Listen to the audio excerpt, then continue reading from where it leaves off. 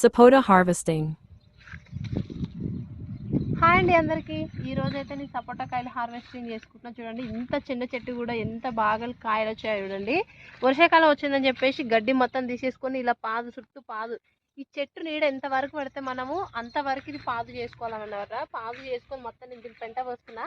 పెంట పోసుకున్నాక కాయలు అయితే పూత చాలా వచ్చింది, కాయలు కూడా పడ్డాయి. కాయలు కూడా ఎంత బాగా ఉన్నాయి చూడండి, చాలా కాయలు వచ్చినాయి. హార్వెస్టింగ్ చేసుకుంటున్నాను ఈరోజు, ఎందుకంటే వర్షాకాలం చెట్టు మీద బండ పెడదామంటే పురుగులు వస్తాయి కాబట్టి హార్వెస్టింగ్ చేసుకుంటున్నా. చూడండి కాయ కాలేదు, మనకు పాలు వస్తున్నాయి. మనం ఇలా కాయ మీద ఇలా అంటే కలర్ ఇలా రావాలి, ఇలా వస్తే ఈ కాయలు అయినాయి అన్నమాట.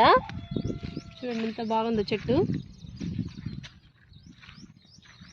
ఇంత పైన కూడా కొన్ని రోజులు అయితే అసలు ఇక నాకు అందనే అందనట్టున్నాయి. గ్రోతింగ్ అయితే ఇయర్ అయితే చాలా బాగా వచ్చింది.